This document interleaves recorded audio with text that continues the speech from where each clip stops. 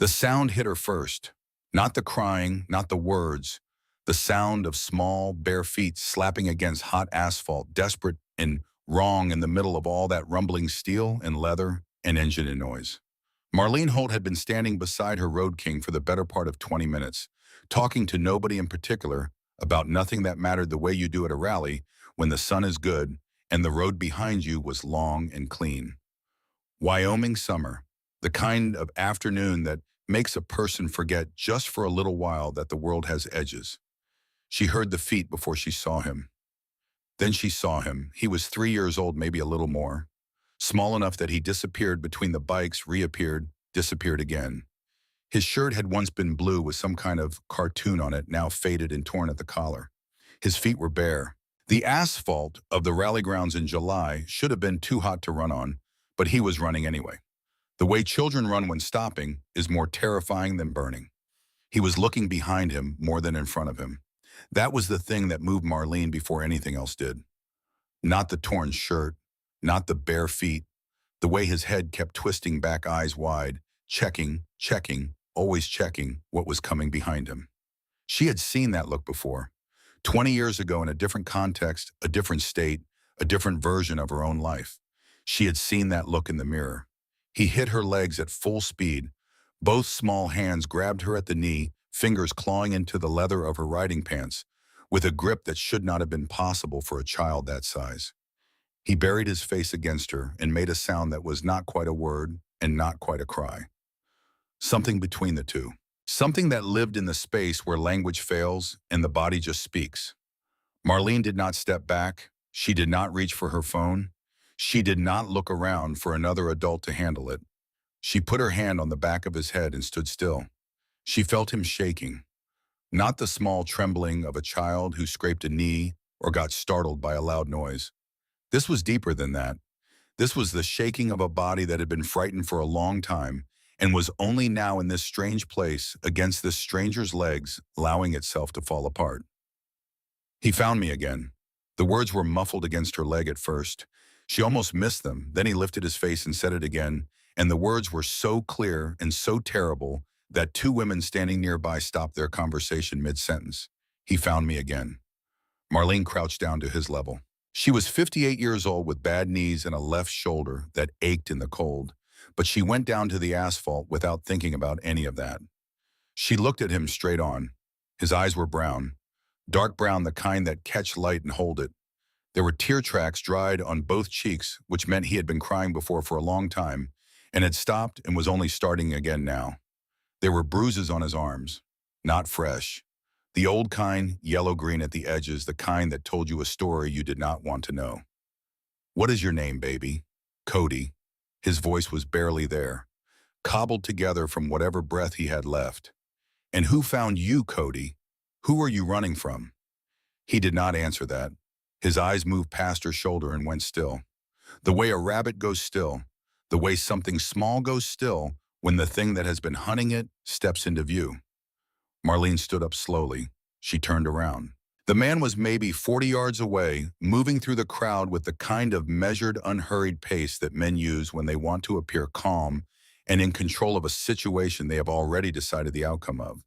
He was dressed differently from everyone else at the rally. Dark slacks, a collared shirt, a jacket that probably cost more than most people's monthly rent. No patches, no boots, no dust on him anywhere. He was smiling. Not the wide-open smile of someone relieved to have found a missing child. Something narrower than that. Something that knew too much about the situation to be surprised by any of it. Marlene felt a shift happen behind her before she looked. 18 years of leading Iron Grace had given her a peripheral awareness of her people that went beyond sight. She felt them moving. Dottie first, then the others, reading the same thing Marlene was reading, positioning themselves the way women who have ridden together for a long time position themselves when something is wrong. By the time the man reached them, there was a wall. Leather and chrome and 22 women who did not move. He slowed his pace but did not stop smiling. "I appreciate this," he said. He had the voice of a man accustomed to conference rooms and negotiated outcomes. Warm on the surface with something cooler underneath. "I can see you are concerned. That speaks well of you. But this is a family matter, and the boy is confused. He has been through a difficult time. What is your name? Marlene did not say it like a question. Garrett Knoll, he produced a wallet and showed identification with the smooth, practiced motion of someone who had done it many times and found it always worked. I am his father. He gets frightened. He runs. He has done it before. I am sorry he bothered you. He is not my daddy. Cody said it from behind Marlene's leg. He said it the way a child says a thing they have said before and know to be absolutely true and cannot understand why adults keep making them repeat it. His voice was small, but it did not waver. He is not my daddy. My daddy died. Mama showed me pictures. He is not my daddy, and he killed my mama. The silence that followed was the kind that falls when something true lands in the middle of a crowd of people and nobody knows what to do with it yet. Two nearby riders stopped talking. A man 10 feet away turned to look. The music from the main stage continued, but it felt farther away suddenly, like someone had turned a dial. Garrett Knoll kept smiling. The boy is traumatized, he said. He has constructed a narrative to explain what happened to his mother. It is not uncommon in children who have experienced loss. She is alive, and she is in a treatment facility. The court awarded me custody 3 months ago based on her instability. I have documentation. Then you will not mind waiting while we verify it. Marlene said it the same way she had said everything else. Flat, final, not angry, just settled. Warren Briggs appeared at her left shoulder. He was 62, built like a man who had spent decades sitting across from a people who lied to him and had learned to notice everything. He had been a detective for 26 years before his knees and his patience gave out within 6 months of each other. He had been Iron Grace's unofficial counsel and occasional conscience for the better part of a decade. He looked at Garrett Knoll the way he looked at everything, carefully, without urgency, like a man reading a document and looking for the part where the story changes. Marlene, he said quietly, give me a minute. She did not look away from Knoll. Give him 2.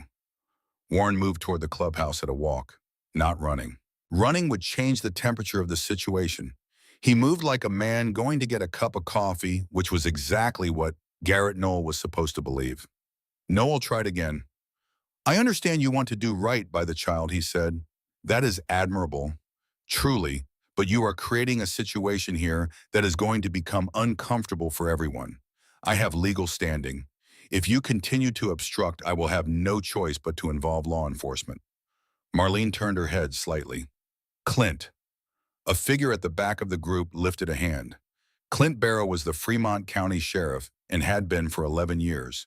He was also the brother-in-law of John Barrow, who had ridden with Iron Grace for 14 of those years and was currently standing 3 people to Marlene's right with her arms crossed and her face saying nothing. Feel free, Marlene said to Noel. He is already here. Something moved across Noel's face then. Not fear, something more calculated than fear. A reassessment. He looked at the sheriff and then back at Marlene, and then at the wall of women and then at Cody, who had pressed himself so completely against Marlene's leg that he had nearly disappeared into her. He kept smiling, but the smile had changed in some way that was difficult to name. Like a window that has a crack in it. It still holds, but you know it is there. He reached into his jacket. Every person in that circle shifted, not dramatically, just the way people shift when they have been in situations before and their bodies remember what their minds are still deciding. He brought out a manila envelope. Documentation, he said. Custody order, birth certificate, court record. Everything legal and notarized. He held it out. Marlene did not take it. Dottie Hale stepped forward.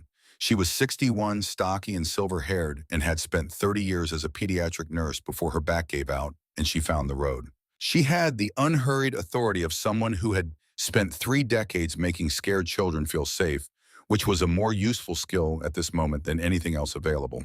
She crouched down in front of Cody. Hey there.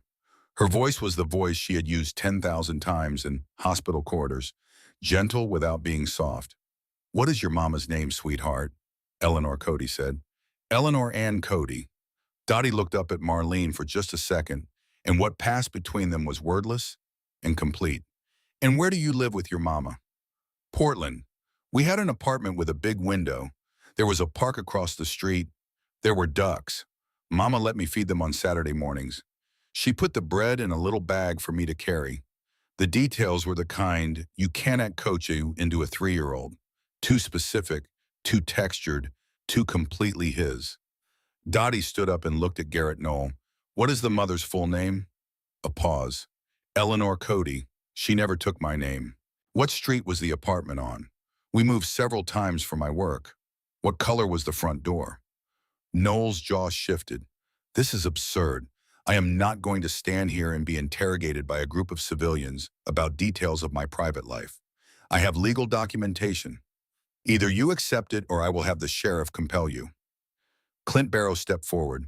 He had been listening from behind the group with his thumbs hooked in his belt and his face arranged into the expression of patient neutrality that 20 years of law enforcement gives you. He looked at the manila envelope.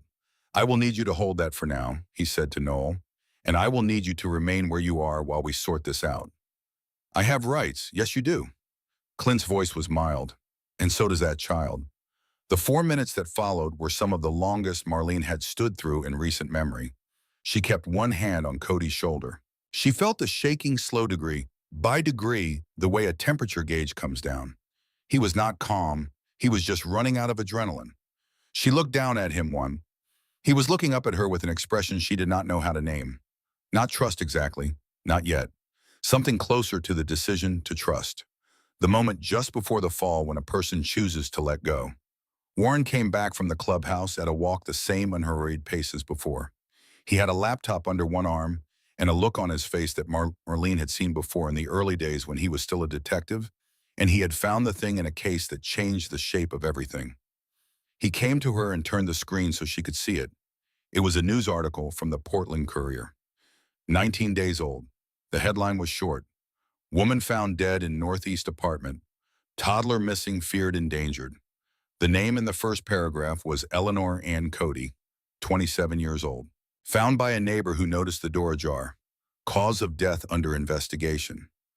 3-year-old son identity withheld pending family notification missing since the date of discovery. Anyone with information was asked to contact Portland Police Department's Missing Persons Unit or the National Center for Missing and Exploited Children. There was a photograph. The woman in the photograph had the same dark eyes as Cody, the same long lashes. She was smiling in the way people smile when someone they love is holding the camera, which is a different smile from every other kind. She had her arms around a small boy with a blue cartoon shirt. Marlene looked at the boy beside her leg. He had followed her eyes to the screen. He was very still. That is my mama, he said. His voice had gone somewhere very quiet. And she is not sleeping. She was not sleeping. He said she was sleeping, but she was not. The silence that came after that was different from the one before. Denser. The kind that collects in the space around something that cannot be undone. Marlene looked up at Garrett Knoll. Knoll's smile had finally left. What remained was a face that was very careful and very still, and was doing the work of deciding very quickly what came next. There has been a mistake, he said. That woman is not. This is a misidentification. The child's mother is in a treatment facility. I can provide the address. You said her name was Eleanor Cody, not 3 minutes ago, Dottie said. Her voice had no edge in it, just the fact laid down plain. How many Eleanor Codys could there be with a 3-year-old son named Cody? I want a lawyer. The words came out before anything else could, and the speed of them said more than the words themselves said. Marlene watched his eyes. They moved to Cody, and the movement was not the movement of a father looking at a child. It was something else, something that assessed and calculated and had not yet finished its work. She stepped between them without making a production of it. Just moved her body into that line of sight. Just filled that space. Clint had his radio out. She heard him speaking in the low-clipped language of law enforcement, requesting backup, asking for a check on the name Garrett Knoll, cross-referencing with missing persons out of Portland, Oregon. Knoll stood very still. The manila envelope was still in his hand. He was still holding it like it meant something. Then he ran. He made it approximately 12 feet, got past 2 women on the outer edge of the group before Gene Barrow, who had played college volleyball and still had the instincts for it, stepped sideways and caught his arm. He went down hard on the asphalt and came back up fast, and that was when Dottie was there, and then three others, and then Clint had his handcuffs out, and the matter was settled in the way matters are settled when they have already been decided. Cody had not moved from Marlene's side through any of it. He watched the man in the nice clothes get lifted off the ground and restrained with the calm, fixed attention of a child who had been watching adults handle things badly for some time and had learned not to put too much hope in any particular outcome. Then he looked up at Marlene. Is he going to jail now? His voice was so small, but there was something in it that was not small, something that had already made up its mind about what it needed to hear. Marlene crouched down again. Her left knee complained and she ignored it. Yes, she said, he is, and he cannot come back. She looked at the boy's face, at the dried tear tracks and the bruises and the eyes that were too old for the face they were living in. Not today, she said, and we are going to work on the rest. It was the most honest thing she could have said, and she knew it, and she thought he knew it too, because something in his face shifted in the way things shift when a person is given the truth instead of a comfortable version of it. Not relief exactly, something quieter than relief, something that knew the work was not done but had found at least a place to begin. Clint Barrow walked Garrett Knoll past them toward his patrol vehicle. Knoll did not look at Cody. He looked at Marlene, and he smiled. It was the same smile as before, the window with the crack in it, the smile of a man who has more cards than the ones on the table. You found one, he said quietly, just as he passed her, just loud enough for her to hear.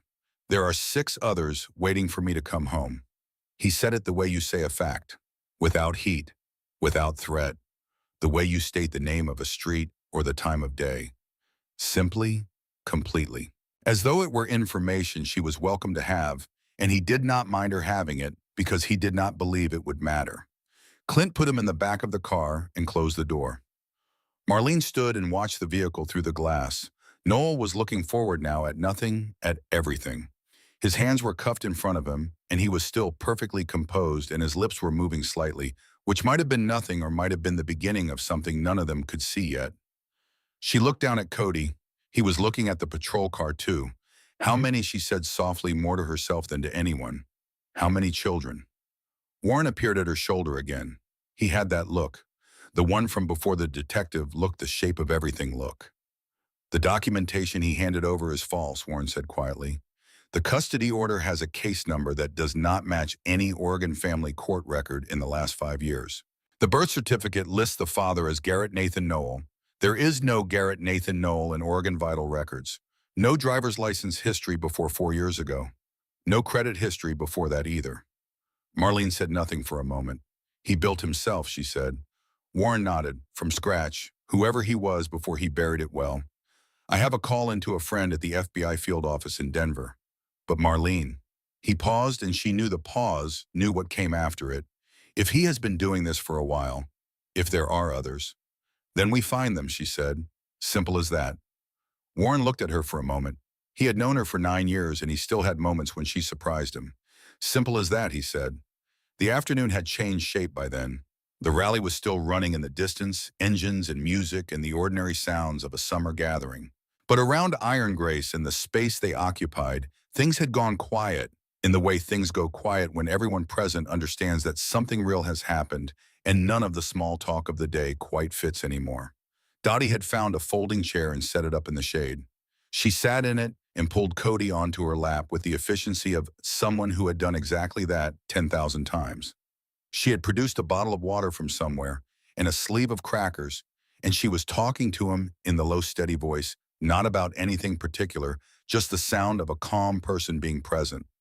Cody ate 3 crackers and drank half the water and then leaned back against Dottie's chest with the absolute physical trust that very small children give and then withdraw, and then sometimes, if they are lucky, give again. Marlene watched him. She watched the way his shoulders came down as he ate, the way his breathing slowed, the way his small body, which had been a coiled and terrified thing 20 minutes ago, was beginning to remember what rest felt like. Her hand found the back of her neck. Old habit. The scar there was barely visible anymore, white and thin, 20 years old. She did not think about it often. She was thinking about it now. 20 years ago in October on a county road outside of Laramie, her truck had gone off the road in a rainstorm. She had been 38 years old. Her son had been 3. She had walked away from it. He had not. The grief had not been the kind of thing that got better. It had been the kind of thing that got carried differently over time, redistributed across the years, until it was more architecture than weight. But it was still there. It was always still there. Cody looked up at her from Dottie's lap and held her eyes for a moment with the directness that some very young children have before the world teaches them to look away. She looked back. Warren came back a third time and he was moving slightly faster than before. I found something, he said. There is a property in the county database. Rural, purchased 14 months ago under an LLC. Registered to a corporate address in Casper that traces back to a holding company, that traces back to another holding company.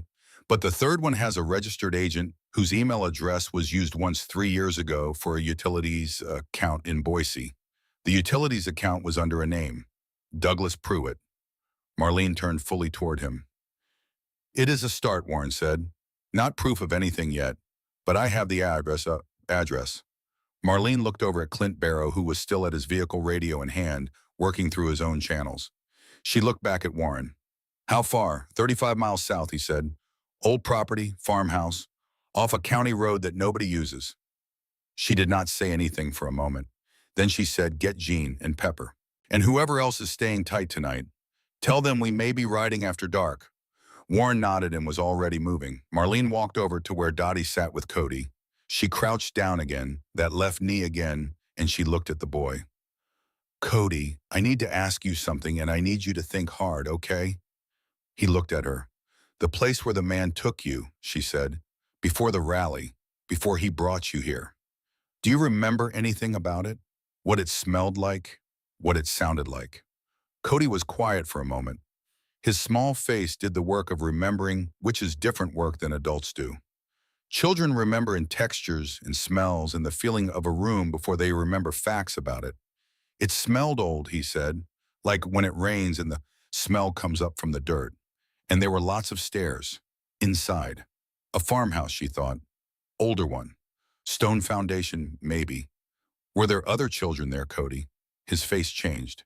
Yes. He said it the way children say things they have been carrying alone because there was no one to tell.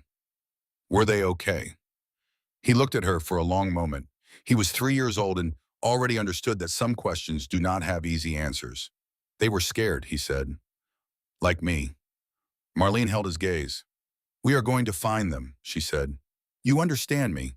We are going to find them. She did not know with certainty that it was true.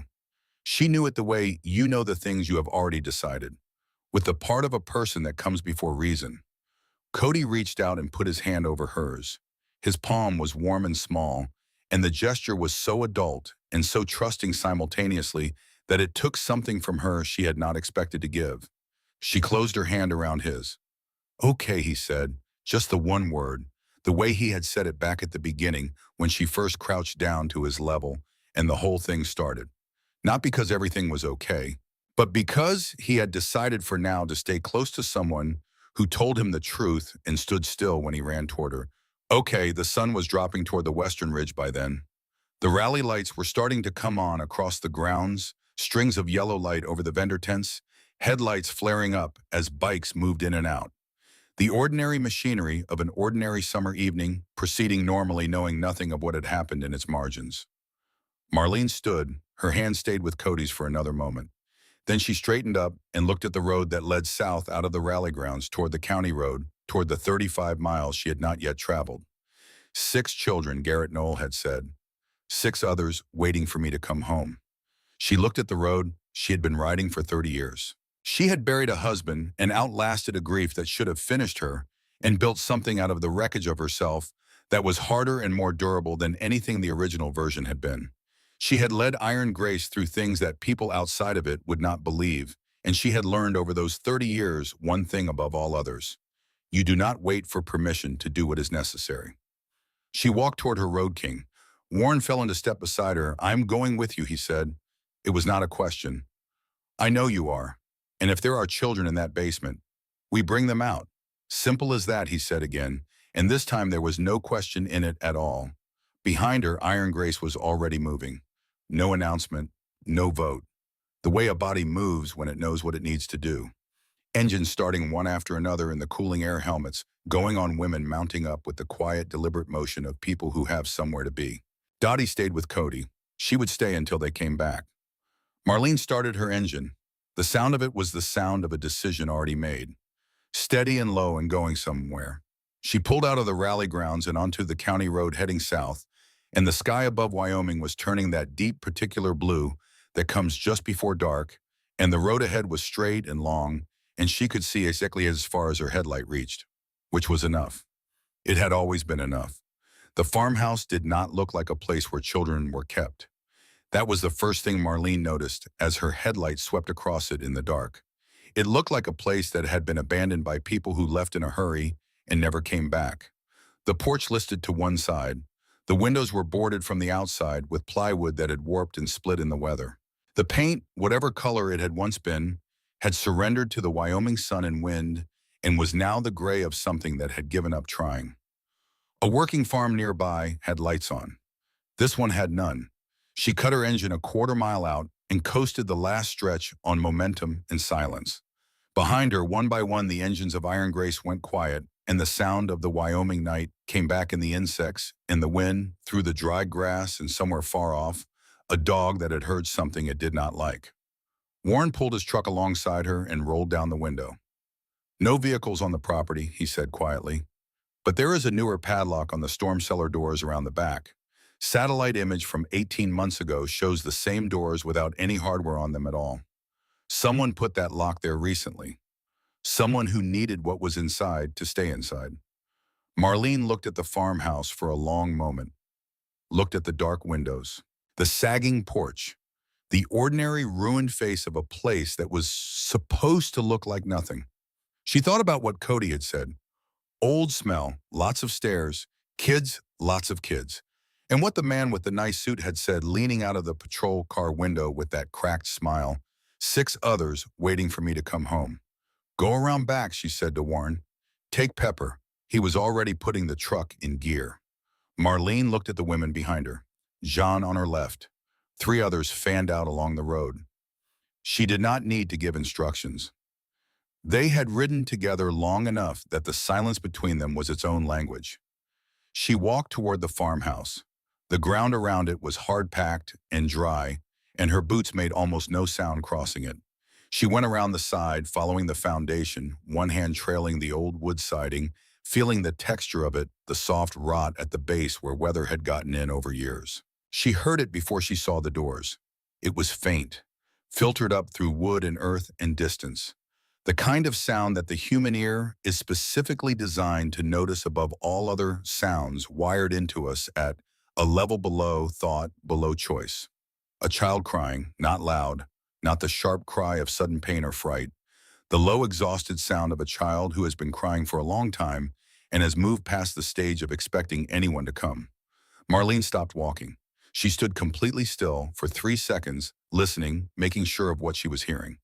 Then she moved. Warren was already at the cellar doors, a pair of bolt cutters in hand that he had retrieved from his truck bed with the practiced ease of a man who kept tools for contingencies. The padlock was heavy and new, and it did not want to go, but bolt cutters do not negotiate, and after 2 attempts, it gave way with a sound like a small gunshot in the quiet. Marlene grabbed the door handle and pulled. The smell hit her before anything else did. The particular smell of a closed space that has held too many people for too long. Unwashed, stale, something chemical underneath it, faint but wrong, the kind of smell that does not belong near children. She pulled out her flashlight. The stairs went down into darkness and the crying got louder. She went first. The beam of her light swept across concrete walls as she descended across a low ceiling, across the footprint of a basement that was larger than it had any right to be, stretching under the entire house above, divided into sections by old wooden shelving that had probably once held canned goods and mason jars and the practical stores of a working family in a different era. In the far corner, past the shelving, past the dark, past the smell and the silence, and the weight of the earth above them, were the children. 6 of them. Marlene had prepared herself on the walk from the road, had told herself what she might find, had spoken to the practical part of her that handles what the emotional part cannot. She thought she had prepared herself. She had not. They were huddled together in the way that small animals huddle when there is nothing else to do. The oldest could not have been more than 6. The youngest was a girl so small that Marlene's mind initially refused to process her age correctly, rounding up, searching for something more manageable before landing on the truth. 2 years old, maybe less. They all turned toward the light at the same time. 6 pairs of eyes reflecting the beam of her flashlight, wide and still the way eyes go, when fear has been present for so long that the body has stopped having new reactions to it and simply holds. Nobody moved. Marlene kept the light low-angled toward the floor so it was not blinding them. She crouched down, which put her at the foot of the stairs, which was still 10 feet from where they were, and she made herself small and slow, and she kept her voice at the register she used with Cody, the register that was not quite normal conversation, but not quite a whisper either. "My name is Marlene," she said. "I am not going to hurt you. I rode here with some friends to find you and take you somewhere safe." Nothing. She had expected nothing, and she understood it, and she did not push against it. "I know you have been here for a while," she said, "and I know you do not know me. That is okay. You do not have to trust me yet. But I am going to stay right here until you are ready to come upstairs, because upstairs there is air and there is food and there is a car that can take you somewhere warm." The oldest child, a girl with dark hair that had matted at the sides from weeks without washing, looked at Marlene with an expression of such exhausted weariness that it was like looking at something decades older than her small face. "She is going to take us somewhere worse," the girl said. Not to Marlene, to the others. She said it quietly with the authority of someone who had become the one responsible for information in this space. Marlene did not argue with her, did not say no, that is wrong, did not rush to correct or reassure. "What is your name?" she said. The girl looked at her for a long time. "Deciding, Becca," she said finally. "How long have you been here, Becca?" The girl shook her head slowly. She did not know. In a windowless basement, time loses its shape. Days become indistinguishable from each other. A week could be 2. 2 could be a month. "Has anyone come to hurt you recently?" Marlene said. Becca shook her head again. "He brings food," she said. "Sometimes. He has not come since. Since he went to find the new one," said another child. A boy, maybe 5, sitting close to the youngest girl and keeping one hand on her small back. "He said he was going to get a new one and then we would all move to the better place." "There is no better place," Becca said, flat and certain. "You do not know that. I know enough." Marlene listened to this exchange and understood everything it told her about how long these children had been managing themselves and each other in the dark. Warren appeared at the top of the stairs behind her. She heard his footfall and kept her eyes on the children. "I am going to do something," she said to them. "I am going to call someone you know, someone who was where you are and got out. Is that okay?" Becca looked at her for a long time. "Fine," she said. Marlene pulled out her phone and called Dottie. "Put Cody on," she said when Dottie picked up. "Just for a minute." There was a pause and the soft sound of a child being repositioned, and then a small voice that was not small in the way it had been an hour ago. Something had shifted in it.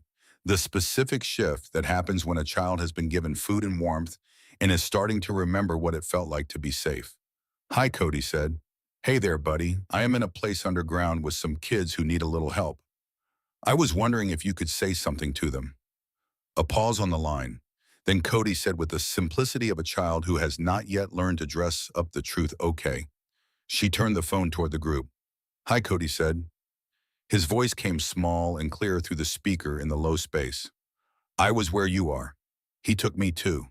But these people stopped him. He is in a police car now. I saw it. These people are good people. They gave me crackers and water, and they are going to help you." Silence in the basement. Then the little girl, the one who was 2 years old or close to it, the one with almost no hair and dark eyes and a face that was too blank for a child her age, made a sound. Not words, just a sound. The sound of recognition, of a voice she knew. She had been sitting still in silence since Marlene came down the stairs. Now she moved for the first time, not toward the stairs, toward the phone, toward the voice. Becca looked at this and then looked at Marlene, and something in her face shifted in the way glaciers shift, slowly and then all at once. "All right," Becca said, "we will go with you, but if this is a trick, we are going to be very angry." It is not a trick, Marlene said. Good. She stood up with the careful dignity of someone who has been through something that most adults could not survive and is not going to let anyone minimize it. Come on, she said to the others. Come on now. Getting them up the stairs took time. The boy next to the youngest girl had to be carried. His legs had gone numb from sitting on the cold concrete for too long, and they would not hold him the way they should. Warren came down and lifted him with the straightforward gentleness of a large man who knows exactly how much weight he is carrying and exactly how to move with it. The oldest two could walk, but they went slowly, holding the railing and each other. The others fell in between. The youngest girl would not move until Marlene picked her up. She did not ask to be picked up. She simply stood at the base of the stairs and looked up at them, and her small legs did not move, and Marlene understood and crouched down, and the girl put her arms up in the universal language of a child who needs to be carried, and Marlene picked her up. The girl weighed almost nothing. She was 2 years old and she weighed almost nothing, and she pressed her face into the side of Marlene's neck and made the sound she had made before the recognition sound, and she held on with both arms and did not let go. They came up out of the basement into the Wyoming night, and the air hit them, and several of them stopped and just stood there breathing it. The fresh air after the basement, the open sky after the low ceiling, the stars. Becca looked up at the sky for a long moment and did not say anything. Pepper, who was standing 15 feet away near the road, put her hand over her mouth. Warren was already on his phone. Clint, he said, we need medical out here. 6 children, malnourished, possible dehydration. Some may need evaluation. He gave the address and then listened and then said yes and then yes again and then put the phone away. He is sending everyone, Warren told Marlene quietly. Good. She was still holding the youngest girl. She had not been able to put her down, in part because the girl had not released her grip, and in part because Marlene found that she did not want to put her down. There was something in the weight of the child that she could not quite explain. The way holding her felt both like what she was supposed to be doing right now, and also like something she had been waiting 20 years to do. She walked the girl to Warren's truck and sat on the tailgate with her, and the girl eventually loosened her grip enough to lean back and look at Marlene's face. She looked at it carefully. The way very young children look at faces, as if reading something that older people have learned to skim. What is your name? Marlene said. The girl did not answer. She looked at Marlene's face. That is okay. You do not have to tell me right now. She looked down at the child's arms. There were marks there, old ones and less old ones. The kind that told a story that Marlene had already heard enough of for one night. She pulled the girl closer and did not say anything else. Behind them, Jean was organizing the other children around Warren's truck bed, distributing water bottles and the crackers Dottie had sent, keeping her voice low and steady.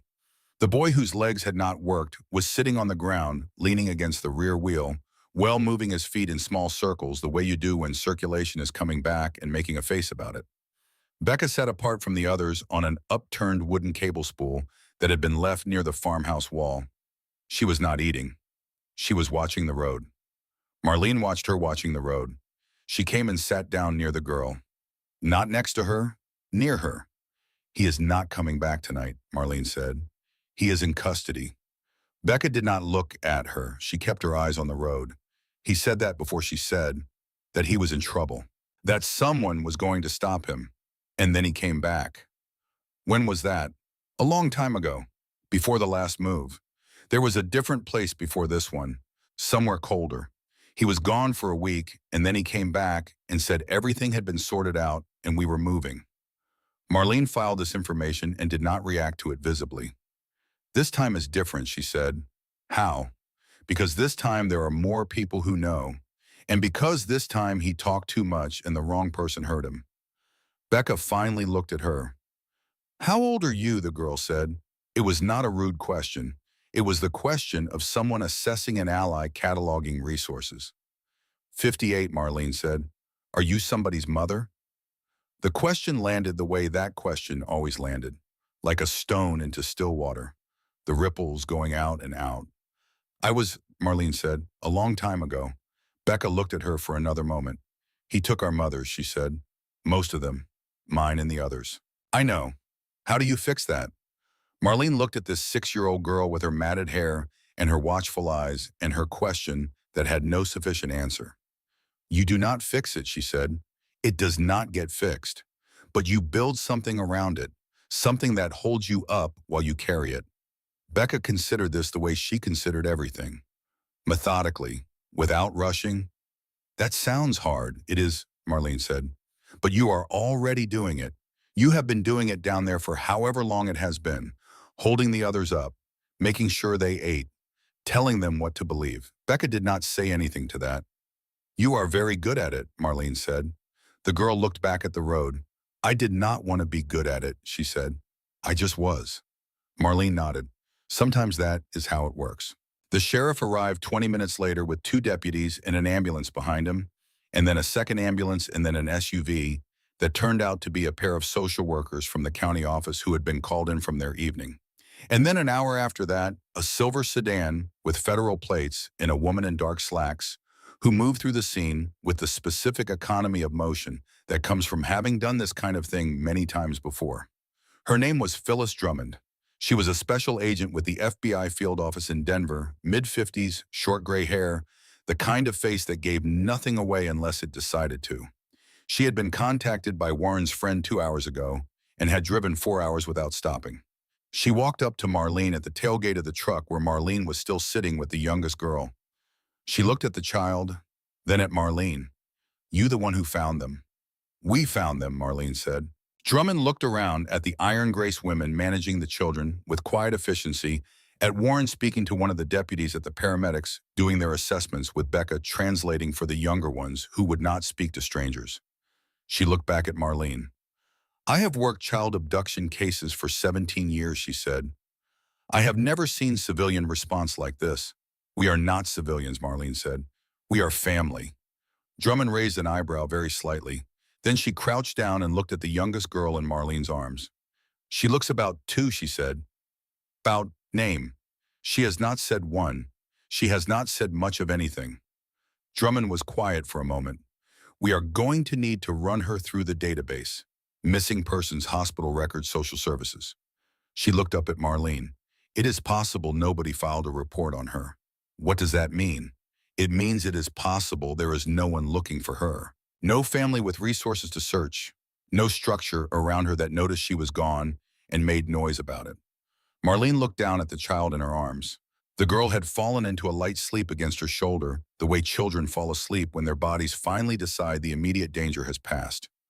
Her breathing was even and shallow, and her small hand was still loosely gripping the collar of Marlene's jacket. Drummond said quietly, that was how he chose them. You understand, I understand. Single mothers, isolated, limited support networks. People who would be missed eventually, but not immediately. Not by anyone with resources or connections or the kind of persistence that keeps a case alive when the trail goes cold. He picked people who could disappear without armies behind them. Except Cody, Marlene said. Drummond nodded, except Cody. Because the boy ran, and because he ran toward the right person. Marlene looked at the road where her Road King was parked at the shoulder, leaned on its stand in the dark. What happens to them now, she said. Protective custody while we locate family. Medical assessment, psychological evaluation, long-term support planning. It takes time. The system is not fast, and if there is no family to locate, for the ones without anyone, then they go into the system while a longer-term solution is identified. The system, Marlene said. She did not say it with venom.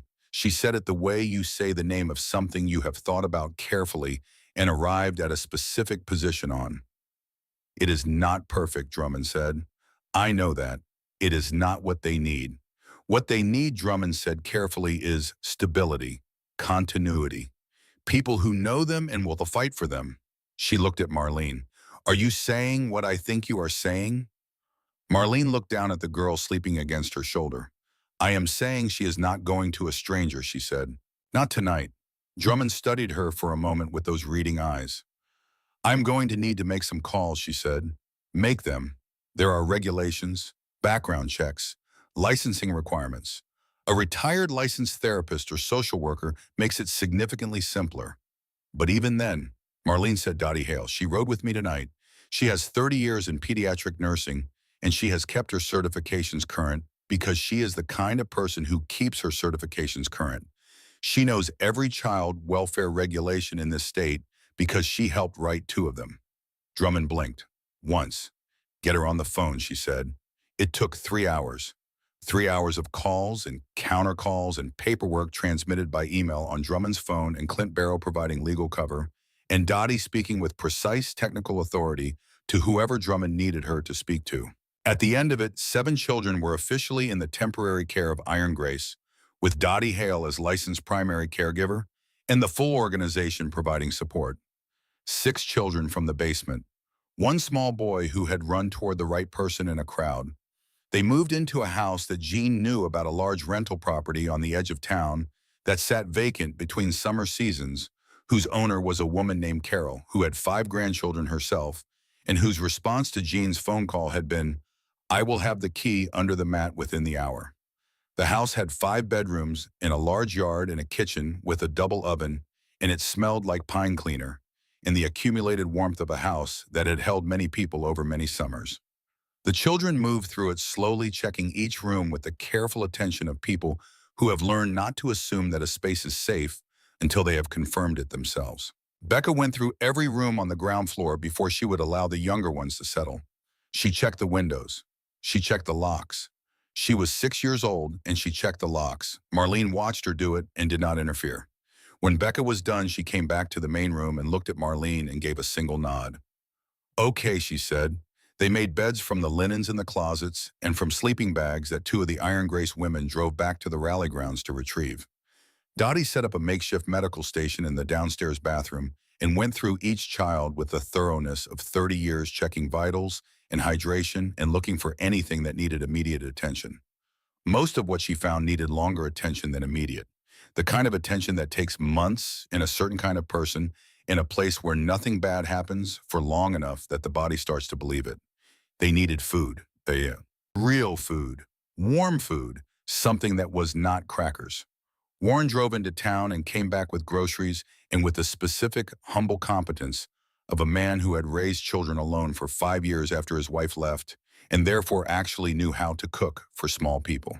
He made scrambled eggs and toast and cut everything into the right sizes, and nobody had to tell him how. The children ate.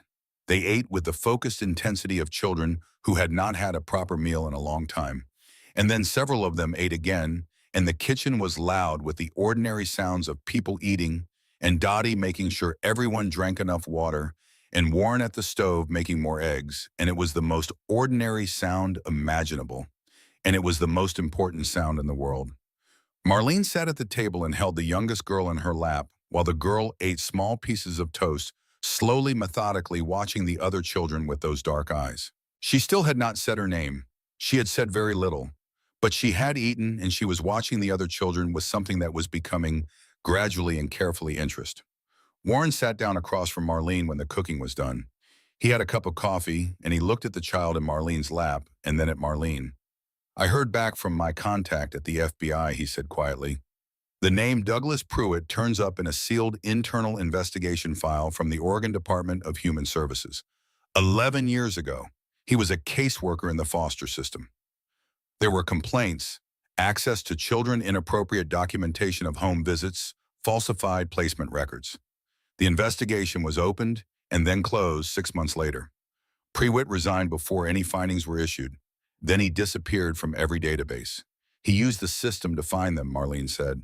"He knew which children had unstable placements, which ones had limited family, which mothers were struggling and isolated. He had access to all of it. He spent years building that knowledge, and then he walked away from the realm and put it to use." Marlene was quiet for a moment. "How long?" she said. "Drummond thinks a minimum of 9 years, possibly longer.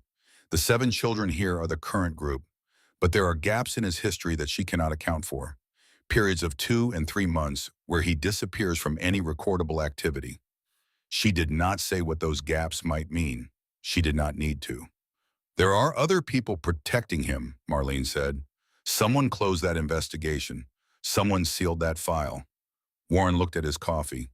"That is what Drummond is working on," he said. "She says it goes deeper than one man, that Garrett Knoll, which is the name she is still operating under legally, is the visible part. There is more underneath." Marlene looked at the youngest girl in her lap.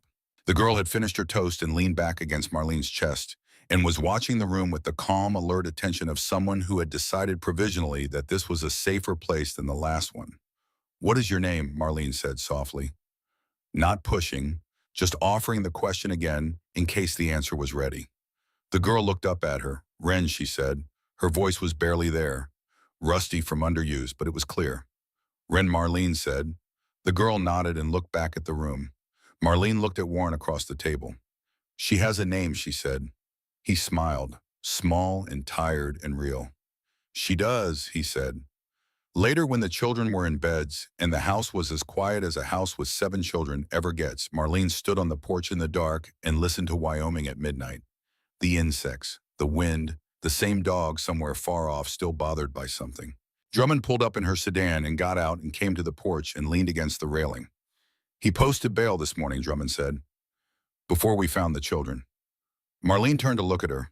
"Someone put up the money," Drummond continued, "through a law firm in Cheyenne that traces back to the same network of holding companies as the property. He posted and was released before we had grounds to hold him longer. By the time the children were found, he was already out. Where is he now? Unknown. He did not check in as required. His lawyer claims inability to reach him. He is coming here," Marlene said. Drummond nodded. "That is our assessment as well. How long do we have?" "Unknown.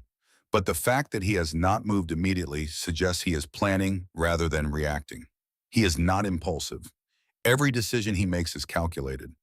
Marlene thought about the smile through the patrol car window, the one that said he knew something she did not. "There is a listening device," Warren said from the doorway. He had been inside and had apparently heard enough to come out. "Found it an hour ago in the wheel well of the truck. He knows where we are." The silence that followed was the kind that comes when several pieces of information arrange themselves into a shape that nobody wanted to see. "He put it there at the gas station," Marlene said, "on the way here, which means he has known our location since before we arrived." Drummond's face was very still. "I need to make some calls," she said. "Make them." Drummond stepped off the porch and went to her car and got in, and her phone was already at her ear before she closed the door. Marlene looked at Warren. "He is going to come for Ren," she said. "He told me. He made his offer at the rally. He said she was the one he wanted, the youngest, the one nobody's looking for." Warren looked at the front door of the house. At the ordinary door of an ordinary house with 7 sleeping children behind it. "Then we do not let him come to us on his terms," he said. "We set the terms," Marlene said. He nodded. She looked at the road. "He thinks he knows where we are and what we know and what we are capable of," she said. "He has been 3 steps ahead of everyone for 9 years because he is careful and he is patient and he assumes everyone else is slower than he is." She looked at Warren. "That is about to be a problem for him." Warren looked at her for a moment with the look he sometimes got, the one that said she still surprised him after 9 years. "What are you thinking?" he said. She turned back to the door. "I am thinking he has been hunting long enough," she said. "It is time someone changed the direction of this." She went inside. The house was quiet, the kind of quiet that has people in it. The particular inhabited silence of a place where children are sleeping. She walked down the hall to the room where Ren was. The door was open. Dottie was in the chair by the window awake, keeping watch the way she had kept watch over children for 30 years, the habit of it so deep it did not require effort anymore. Marlene stood in the doorway. Ren was on her back in the center of the bed, with both arms flung wide the way very small children to sleep, completely open, completely abandoned to rest in the way that only children can be, in the way that requires the kind of safety most adults spend their whole lives looking for. Marlene looked at her for a long time. She thought about what Drummond had said. No one looking for her, no family with resources to search, no structure around her that noticed she was gone. She thought about what that meant. And she thought about a county road outside of Laramie 20 years ago in October, and the decisions she had made since then every day in one form or another to keep going, to build something out of the wreckage, to be harder and more durable than the original version. She looked at Ren. "You have someone now," she said, very quietly, "just for the room, just for herself." Ren's breathing continued even and slow. Marlene turned and went back down the hall to find Warren and make their plan. The call came at 3:47 in the morning. Marlene was already awake. She had not slept. She had sat in the kitchen with a cup of coffee that went cold, and Warren across the table working his laptop and the house breathing quietly around them, and she had been waiting for the shape of what came next to clarify itself. Clint's voice on the phone was tight in the way voices get when the news is bad, and the person delivering it knows it and has decided to deliver it straight anyway. He posted bail 2 hours ago, Clint said. Nobody thought to notify us until now. He is out, Marlene, and he is not where he is supposed to be. She was already standing. Warren looked up from the laptop. She put the phone on the table between them on speaker, and Clint's voice filled the kitchen. The bail came through a law firm in Cheyenne, Clint said. Same network as the property. Someone had the paperwork ready before we even filed the charges. This was planned before we found the children. How long has he been out? 2 hours confirmed. Possibly longer if the processing time was faster than logged. He knows where we are, Warren said.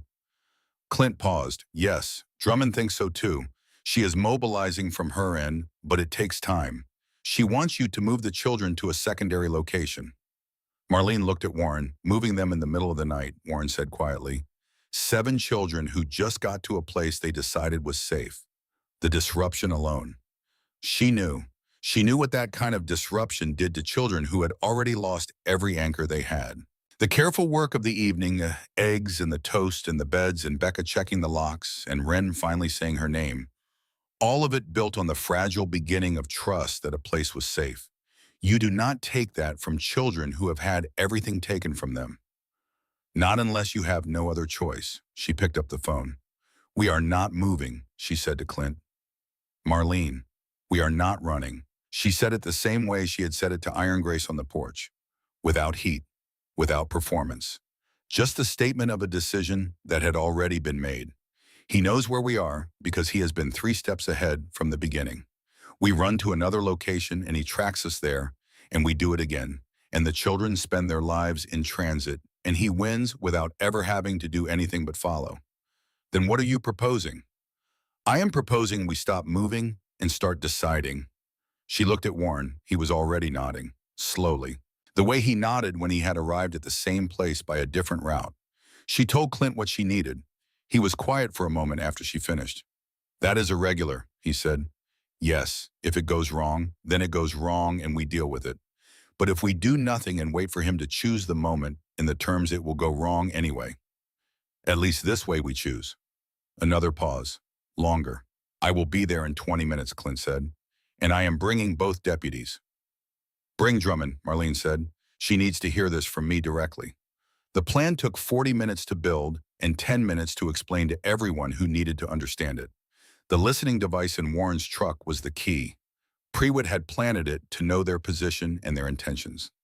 That was his advantage, the thing that kept him 3 steps ahead. Information he had that they did not know he had. But information is only an advantage until the other side knows you have it. Warren drove his truck to the far end of the property and sat in it with the engine off and said in a conversational tone to no one in particular that Marlene had agreed to reconsider.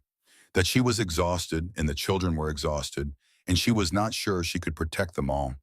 That she was going to put the youngest ones in the East Room on the ground floor tonight, just her and Dottie watching over them, everyone else in the West Wing. That maybe it was worth talking. That maybe there was a way through this that did not have to get worse. He said it the way a tired man says things when he has stopped believing he is going to win. Then he got out of the truck and came back inside and told Marlene it was done. She looked at the assembled group in the kitchen. Clint and his 2 deputies. Drummond, who had arrived 10 minutes ago, with 2 agents she had not introduced by name. Warren. John and Pepper, and 4 other Iron Grace women who had stayed through the night without being asked to. He is going to come for the East Room, she said.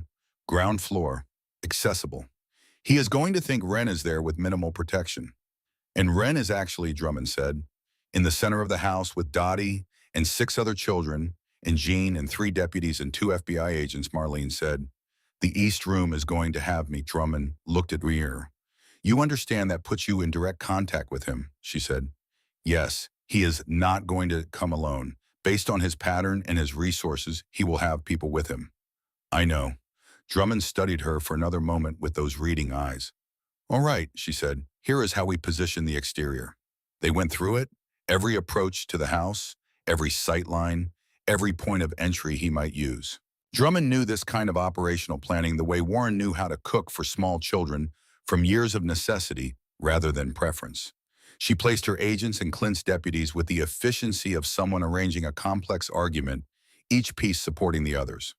Marlene went upstairs and looked in on the children. They were all asleep, all 7 of them distributed across 3 rooms in various arrangements that had sorted themselves out organically over the course of the evening. Becca and 2 of the others were in the largest room, Becca in the center bed, with 1 child on each side of her still maintaining her post even in sleep. The boy whose legs had given him trouble was in the next room on his stomach, 1 arm hanging off the mattress. Wren was in the room at the end of the hall. Marlene stood in the doorway. Dottie was in the chair. She looked up at Marlene, and Marlene looked at her, and everything that needed to pass between them passed in the silence. Dottie stood and came to the door. "She is not going in that room alone," Dottie said. Very quiet, very final. "I know. You are staying up here with the children. All of them. Door locked. You do not open it for anyone but me or Clint." "Understood."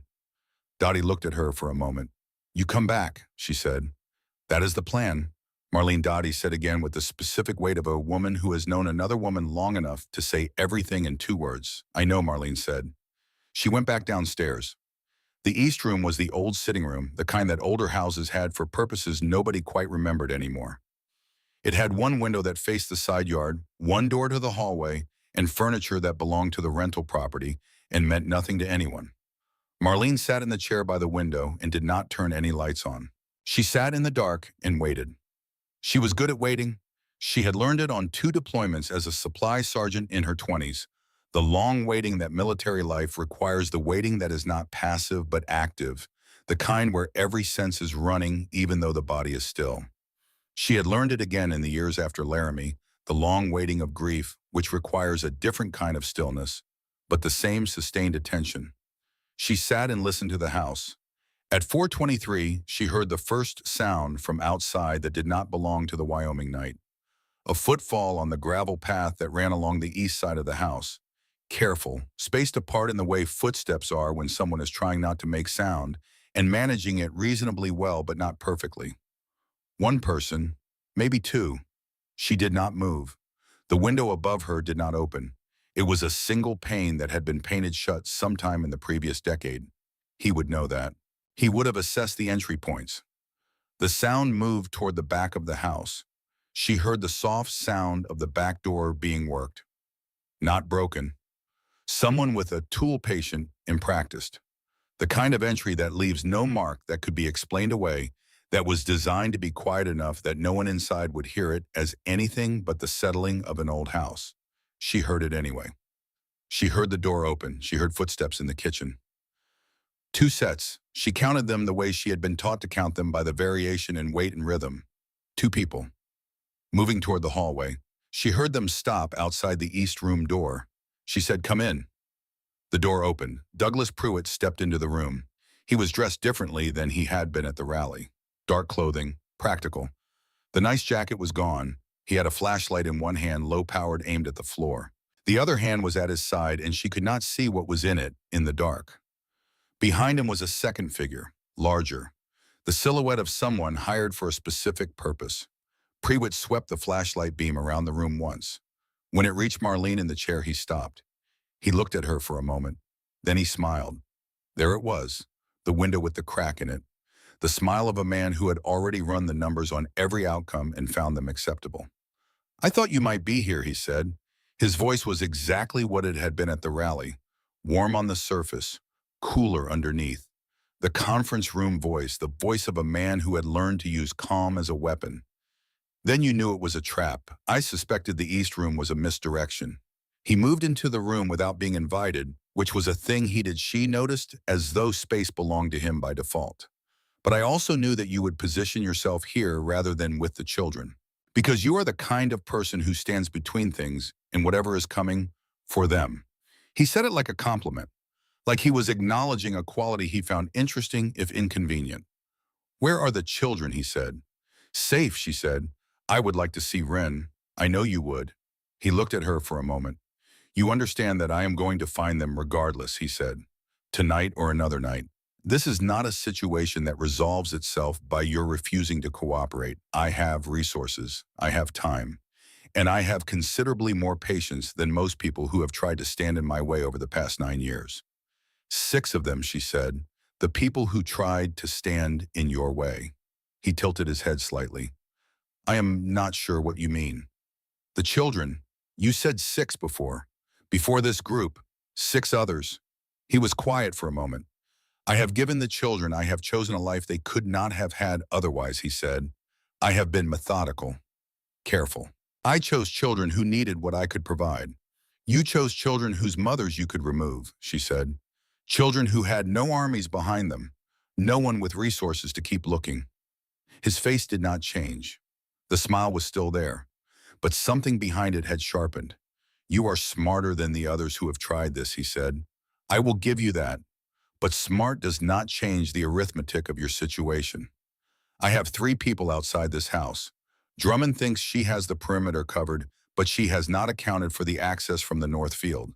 Her people are watching the road in the east and west approaches. The north field is open.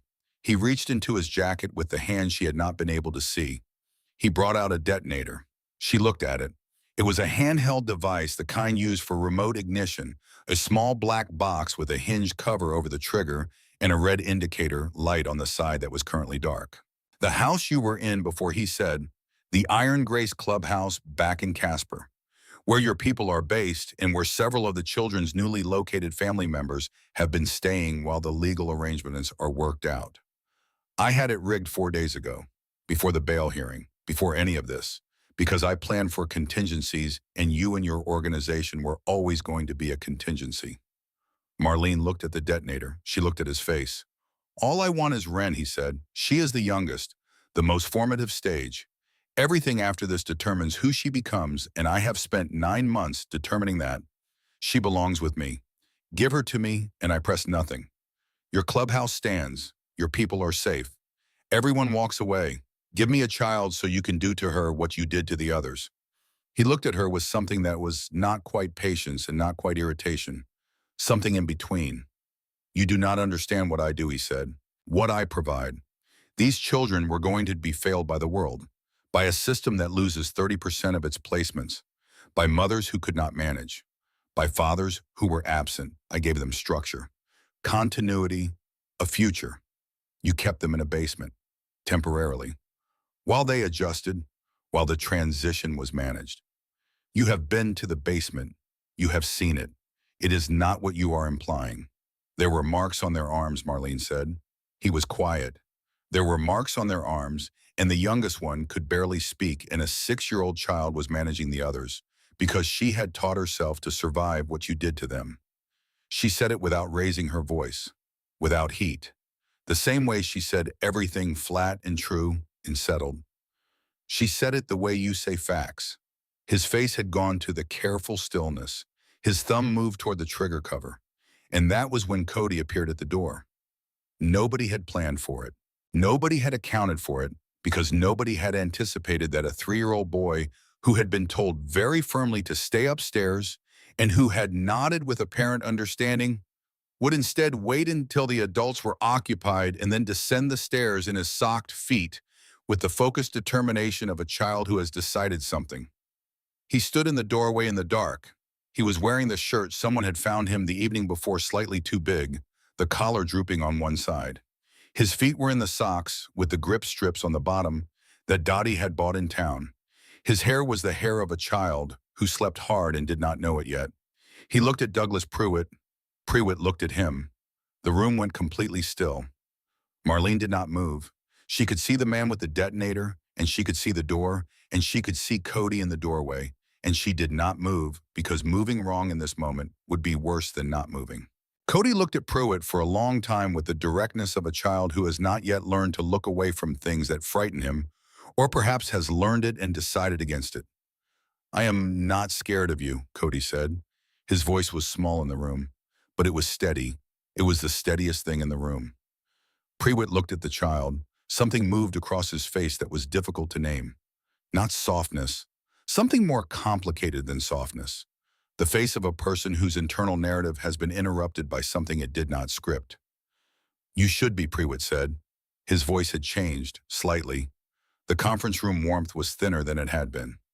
Cody shook his head. You said love makes you weak, Cody said. You told me that. You said it a lot. He paused the way 3-year-olds pause when they are organizing something they have been thinking about for longer than the conversation. But you are wrong. My mama loved me, and she was not weak. She was the bravest person. And these people love me, and they are not weak either. He pointed at Marlene without looking at her. He kept his eyes on Prewitt.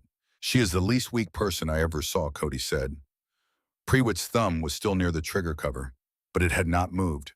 The stillness in the room was the kind that happens before something breaks one way or another, and nobody can see yet which direction it will go. Marlene stood up. She stood up slowly from the chair to her full height, which was not remarkable, but which felt in that moment like the most important physical act she had performed in years. She stood up and she looked at Douglas Prewitt, and she said very quietly, "It is done." He looked at her. "Whatever you think you have," she said. "Whatever you have planned, it is done tonight, not because of me." She looked at Cody in the doorway. "Because of him. Because he ran toward me at a rally and he did not let go, and everything that followed from that is the reason you are standing here with a detonator and no good ending in front of you." She took one step toward him. "Press it," she said. "Go ahead, because that house has been empty since yesterday morning." Drummond cleared it. Every person connected to this case was relocated before we drove up here because Drummond has been doing this for 17 years, and she does not leave people in buildings when she knows someone has had access to them unsupervised. The clubhouse is empty. The families are safe. There is nothing on the other end of that trigger but a noise. His face. She watched his face go through the calculation. The rapid reassessment of a man who plans for contingencies, but has not planned for the contingency of the person across from him being 3 steps ahead instead of 3 steps behind. He pressed the trigger. The indicator light went from dark to red. Nothing happened. The silence after it was immense. Prewitt looked at the detonator, looked at Marlene. And in that second in the gap between what he expected and what was the hired man behind him made a decision of his own. The sound of him putting his hands up was the sound of someone who had done the same calculation faster and reached the exit first. "Do not," came Drummond's voice from the hallway. And then the hallway was full of people, and the room was full of people, and Douglas Prewitt stood in the center of it all, with a garage door opener wrapped in electrical tape in his hand, and nowhere left to go. Clint put the handcuffs on him. Prewitt did not resist. He stood very still and let it happen. And his face was the face of a man who is already somewhere else, already calculating the next version, already deciding what story to tell next. But there was no next version. Drummond had spent the 2 hours between her arrival and the operation pulling threads. The holding company, the law firm in Cheyenne, the sealed file from Oregon, the pattern of gaps in Prewitt's history and what those gaps contained. By the time Clint put the cuffs on, she had enough to make a call that pulled in agents from 3 field offices and initiated arrests in Cheyenne and Portland, and a suburb of Denver where a man in a nice house had been the money behind the law firm that posted bail. It was not one man. It had never been one man. Prewitt was the visible part of something that had been running for 9 years, with people above him who provided the money and the documentation and the protection that kept investigations closed before they opened. All of it came down in the 48 hours that followed. Marlene watched most of it from the kitchen of the rental house while the children slept, and then woke and then ate and then slept again. She drank coffee that she actually finished this time, and she watched Drummond move through the space with her phone and her agents and the focused momentum of someone who has been waiting for a thread to pull for a long time and is not going to stop pulling until the whole thing is out. Cody sat with her in the kitchen on the morning after. He had been told gently and truthfully that Prewitt was in custody and would not be released this time. He had listened with the careful attention he brought to everything, and then he had asked one question. "Is it because of what I said?" Partly, Marlene told him. He considered this. "Mama used to say that the truth was the bravest thing a person could say because you could not take it back," he said. "Your mama was right," Marlene said. He leaned against her side and looked at his toast. "I think she sent me to you," he said, like she knew somehow that you were going to be there. Marlene looked at the window. The Wyoming morning coming up over the flat eastern land, the sky going from dark to the specific pale gold of early sun. Maybe she did, she said. She did not believe in the mechanics of it, did not believe in the kind of universe that arranged specific children in specific rallies, in specific roads on specific days for specific purposes. But she believed in Cody. She believed in the fact of him, the absolute irreducible fact that he had run toward her and not away, that he had chosen her out of a crowd of hundreds, that whatever he had come from and whatever had happened to him and whatever it had cost him, he had arrived. That was enough to believe in. Wren came downstairs an hour later, found Marlene at the table and climbed into her lap without asking. She did that every morning after. Every single morning. The legal process was long. Drummond had told her it would be long, and Drummond had been correct. 4 months of paperwork and home studies and background checks and evaluations and court dates and phone calls and forms that required other forms and people who needed to sign things meeting with other people who needed to review what was signed. 4 months of the machinery of the system doing what it does, which is grind forward slowly and with great deliberation, because the system has been built to prevent mistakes and also happens to prevent speed. Marlene went through all of it. Iron Grace Charitable Foundation was incorporated in the third week. Dottie became the executive director, and her credentials were such that every regulatory body that reviewed the filing stamped it with the speed of people who recognized what they were looking at. Warren provided the legal structure. Jean handled the nonprofit registration. Other members contributed what they had, time and money, and the specific skills that come from living full lives before arriving at something like Iron Grace. They found a house, a real one, not a rental, a ranch-style property on 5 acres at the edge of town with enough bedrooms for everyone and a yard large enough that you could not see all of it from the porch, in a kitchen with 2 ovens, in a porch that ran the full length of the south side and caught the afternoon sun. The children moved in on a Tuesday. Wren chose the smallest bedroom. She walked through the house on the first day, touching the walls of every room, running her small hand along the paint, learning the shape of the place. When she got to the small room at the end of the hall, she stopped and looked at it for a longer time and then looked at Marlene and then went in and sat on the bed. And that was that. Cody wanted the room next to Marlene's. Becca wanted the room with the window that faced east because she wanted to see the sun come up. She had been in a basement for long enough that the sun coming up was something she intended to watch every day for the foreseeable future. And Marlene thought that was one of the most reasonable decisions she had ever heard a person make. The 5 children with family went to their people. An uncle in Montana who had been searching for 9 months. A grandmother in Colorado who arrived with a car full of things the child had left behind when she was taken. A grandfather who had hired a private investigator and had not stopped. An older sister barely out of high school who showed up shaking and held her little brother for a long time without speaking. They did not scatter far.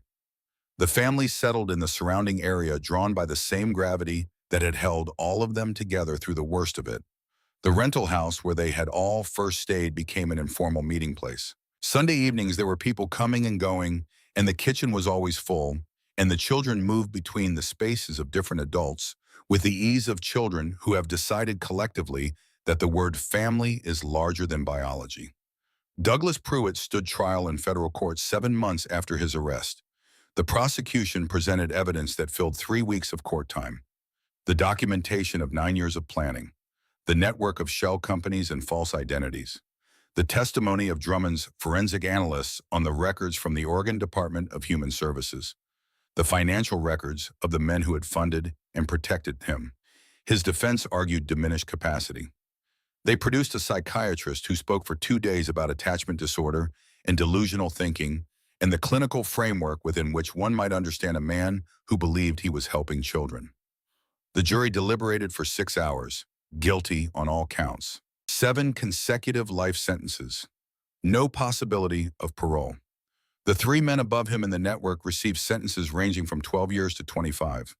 When the verdict was read, Marlene was in the gallery with Cody in her lap and Wren beside her holding her hand. Becca was there too, sitting very straight, watching the judge with the focused attention she brought to everything important. When the last count was read, she looked at Marlene. "Is that it?" she said. "Is it finished?" "That is it," Marlene said. Becca nodded once, then she looked back at the front of the courtroom. "Good," she said. Cody did not say anything. He sat in Marlene's lap and he looked at his hands, and after a moment he said quietly, I think Mama knows. Marlene put her arm around him. I think she does too, she said. The adoption was finalized 4 months after the trial. Cody sat in Judge Patricia Holloway's courtroom in a button-down shirt that Dottie had bought him and that he had already partially untucked by the time they got through the courthouse door. Wren was beside him in a dress she had picked herself from the rack at the children's store downtown Blue, with small white flowers because blue was the color of the ocean, and Marlene had told her they would go to the ocean someday. Judge Holloway looked at the paperwork and then at Marlene and then at the two children. She signed, just like that, the most important 2 words Marlene had ever watched anyone write. Outside the courthouse on the steps in the October sun, Cody looked up at her. Can I call you something, he said. Not Mama. I know you are not Mama, but something. She looked at him. What would you like to call me? He thought about it. He was good at thinking, this boy. He had always been good at thinking. Marl, he said. Is that okay? Like what your friends call you. That is exactly okay, she said. He nodded as if something had been settled that had needed settling for some time. Wren reached up and took Marlene's hand.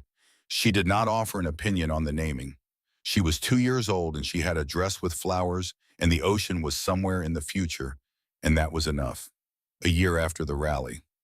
Marlene stood on the porch of the ranch house in the afternoon sun and watched Cody in the yard below, teaching Wren to ride a bicycle. He was patient in a way that surprised her sometimes. He would hold the back of the seat and run alongside and let go and catch her when she wobbled, with the focused seriousness of someone who understood that this was important work. Wren fell twice and got up twice, and on the third attempt made it 20 feet before putting her foot down to stop and turning around to look at Marlene on the porch with an expression of complete and total satisfaction.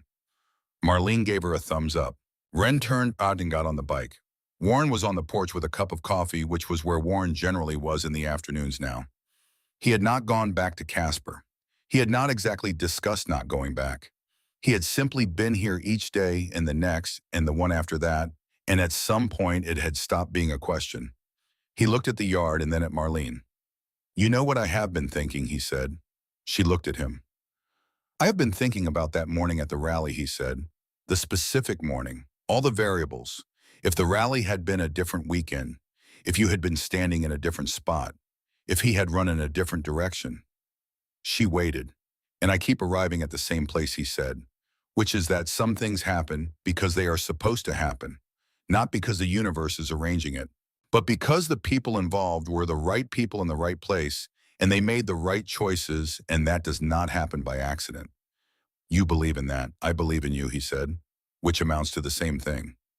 She looked at the yard. Becca was at the far end, sitting on the fence rail reading a book. She read constantly. She had been making up for lost time and showed no signs of slowing down. She looked up from the book every few minutes to check on the younger ones. The habit of it still there, the watchfulness that had kept 6 children alive in a basement, now redirected toward something gentler.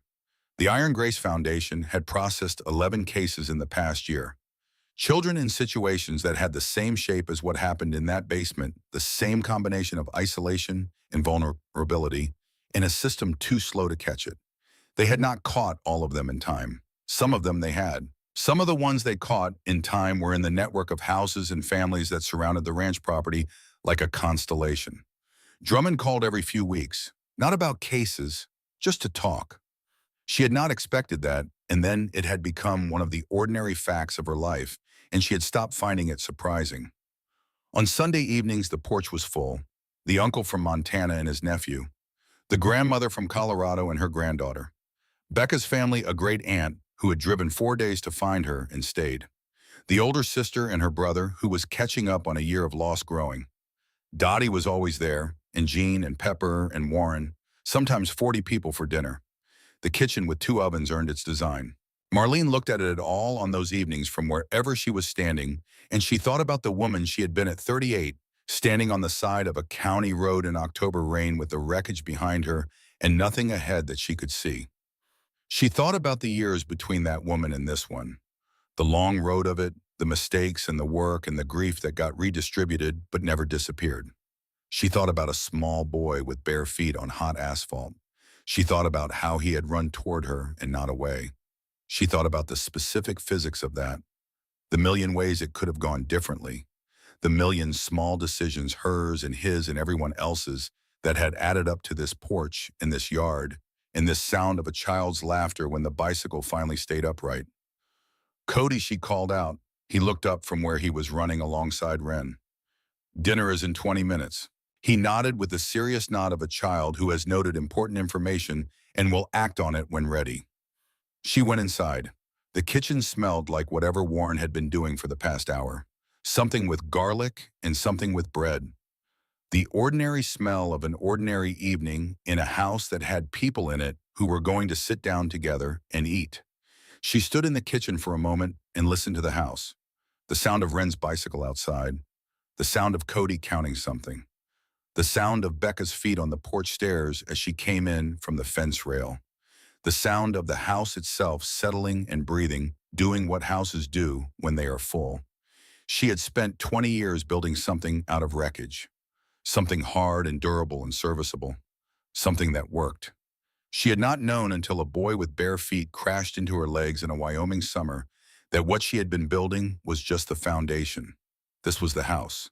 This sound. This smell. This particular Sunday evening with its particular people coming through the particular door of this specific place.